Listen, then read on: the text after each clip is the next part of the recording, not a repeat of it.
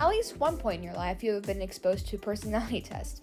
These tests could range from a variety of things, from BuzzFeed quizzes about how school lunch preference can determine your age, the different qualities of zodiac signs showing who you're most compatible with and who you can never be with, or possibly even the Myers-Briggs personality test, which categorizes your personality by letters in the alphabet. However, there is one test that is different from all of these. The Enneagram test. You may ask, how is the Enneagram so accurate to who I am as a person?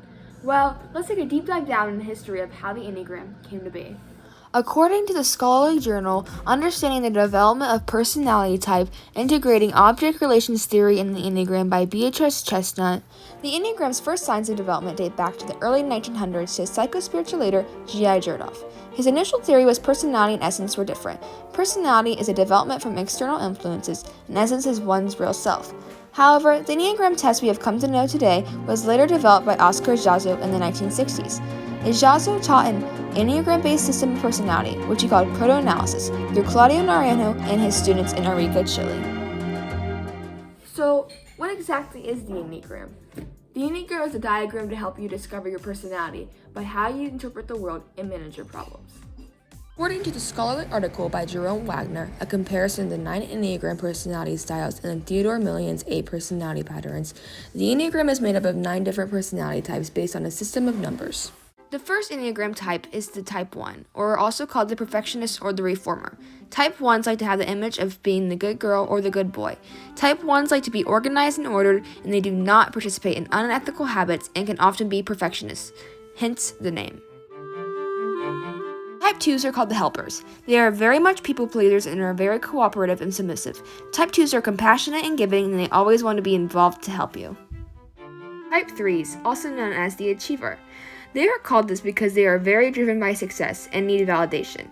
They really need attention to their qualities, and Type 3s are often ambitious and energetic. They want to achieve a lot. Type 4s. Type 4s are considerably the most artistic. They are called the individualist. 4s are very introverted and they want others to approach them and draw them in. Many 4s are artists because they are driven to show their uniqueness towards others. They are very imaginative and passionate. Type 5 is also known as the investigator. Type 5s tend to keep to themselves and are very quiet.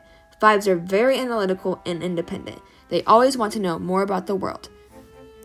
6. The loyalist. The loyalist is the most common type of personality across the world. The name says it all. This person will be your ride or die and will always be there for you. 6s are very likable and hard to get to know, but once you do, they won't leave your side. Next is Type 7, the enthusiast. Big party animals. No, but if you are a Type 7, you are the life of the party. Other traits of a 7 include that they are outgoing, bold, quick learners, and impulsive. Next is Type 8, the challenger. They are usually the leader and like to be in control. They are strong and assertive and very domineering. They are also very confident, decisive, and protective. Last but not least, we have the peacemaker. They are called this because they are very reassuring, down-to-earth, unselfish, and good at seeing different perspectives. They do not like to show individuality and will just do what everyone else does to prevent conflict. According to my class survey, 76.9% of participants said that a personality test cannot define your character. While this may be true, there are multiple cases of the Enneagram diagram that help with self-discovery. It helps with understanding your strengths and weaknesses and why you live and act the way you do. Different from any other personality test, the Enneagram does not confine you to one mantra. The Enneagram is a tool to use to figure out your essence. According to the scholarly journal by Susan Rhodes et al., The Positive Enneagram, a new approach to the 9 personality types, the purpose of the Enneagram is not to help us get rid of our personality. In fact, exactly the opposite is true. When we get in touch with our essence, our personality becomes more transparent and flexible, something that helps us live rather than something that takes our lives. In a blog, Chloe Daniels discusses the Enneagram test and her personal experience with it. Chloe goes into depth about how first she did not agree with what her personality was classified as, but once she did, she finally knew how to deal with her emotions and how it affected certain aspects of her life.